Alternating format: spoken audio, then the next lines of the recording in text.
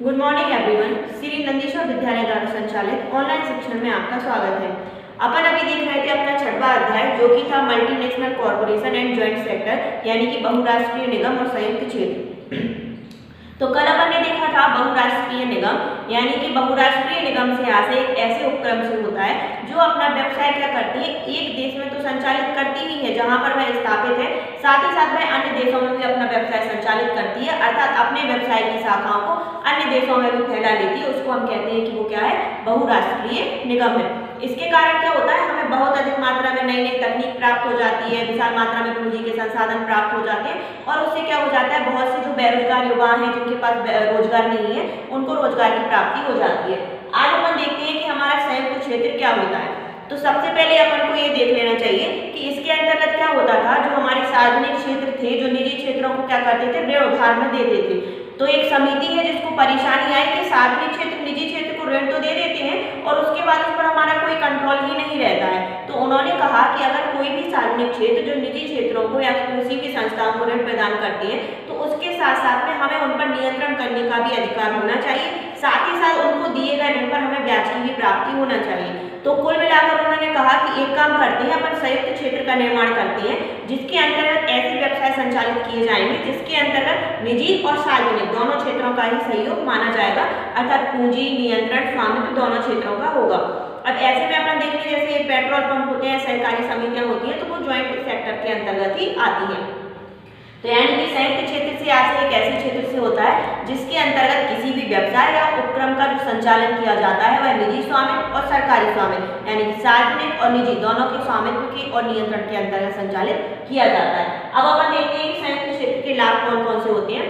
तो सबसे पहला होता है आर्थिक सत्ता के केंद्रीकरण पर रोक। इसका मतलब क्या होता था, जो भी सार्वजनिक क्षेत्र हैं जो पहले किसी भी व्यवसाय के संचालन के लिए ऋण उपलब्ध कराते थे तो उनका मानना था कि वो केवल बड़े बड़े उद्योग जो औद्योगिक घराने हैं केवल उनको ही ऋण प्रदान करते थे, क्योंकि उनके पास बहुत साधन भी अच्छे होते थे, साथ ही साथ उनकी ख्याति भी बहुत ज्यादा होती थी।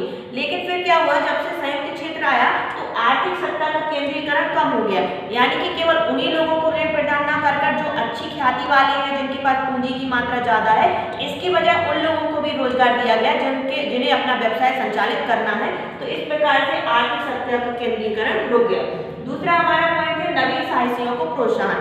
इस क्षेत्र के अंतर्गत ऐसे व्यक्ति जो नए होते हैं, जैसे कोई भी व्यवसाय व्यक्ति है जिसे नया व्यवसाय चालू करना है, उनको ऋण उपलब्ध कराते हैं, साथ ही साथ व्यवसाय करने के लिए हमें लाइसेंस की जरूरत होती है। तो संयुक्त क्षेत्र क्या करते हैं, उनको लाइसेंस भी प्रदान करते हैं।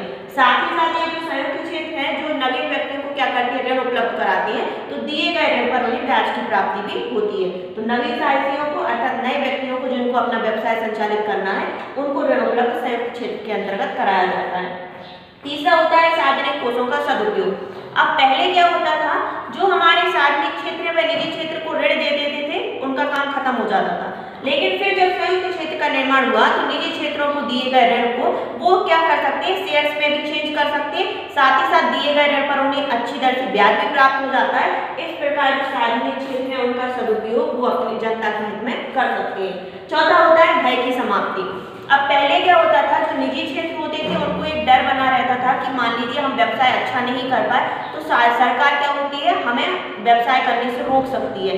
लेकिन जब से संयुक्त क्षेत्र का निर्माण हुआ जिसमें निजी और सार्वजनिक दोनों क्षेत्रों का सम्मिश्रण पाया गया, तो निजी क्षेत्र को भी भरोसा हो गया कि ठीक है अब हम भी सरकार के साथ मिलकर यानी कि सार्वजनिक क्षेत्रों के साथ मिलकर अपना व्यवसाय चला सकते हैं। तो इनका भय समाप्त हो गया कि हमारा व्यवसाय रुक सकता है।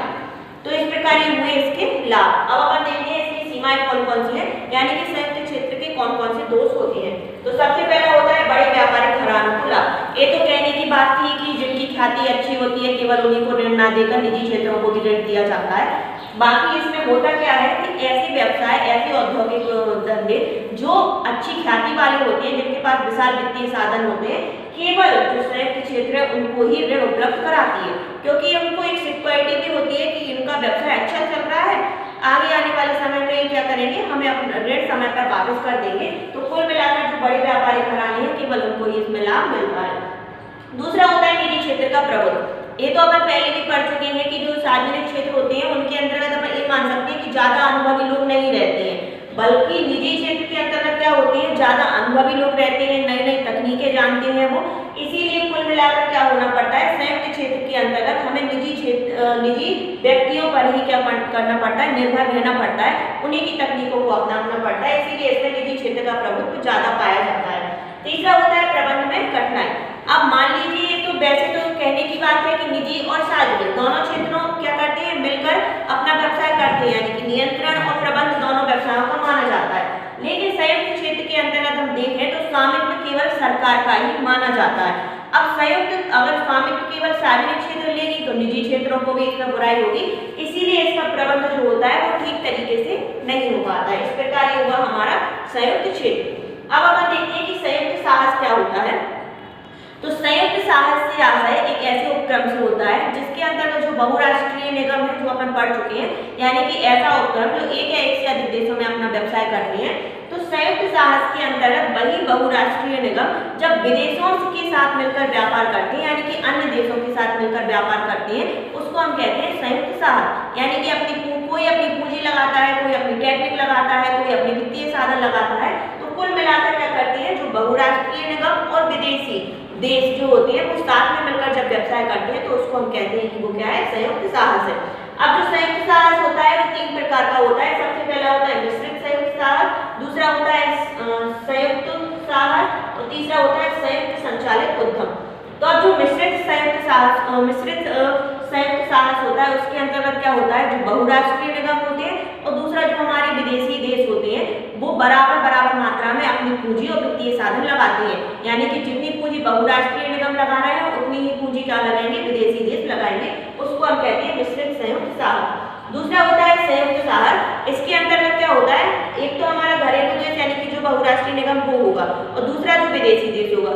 तो जो हमारा घरेलू देश होता है यानी कि वो क्या करता है, अपनी भवन, पूंजी, प्लांट, ये सारी चीजें लगाता है, और जो विदेशी होते हैं जिनके साथ हम व्यवसाय कर रहे हैं वो अपनी टेक्निक लगाते हैं कि आपको किस तरीके से वस्तुओं का उत्पादन करना है, तो हम कहेंगे कि वो क्या है, संयुक्त साहस है। तीसरा होता है संयुक्त संचालित उद्यम। इसके अंतर्गत क्या किया जाता है, जो विदेशी देश होते हैं वो क्या करते हैं, भारतीयों को यानी कि घरेलू देशों को क्या करते हैं, ऋण उपलब्ध कराते हैं।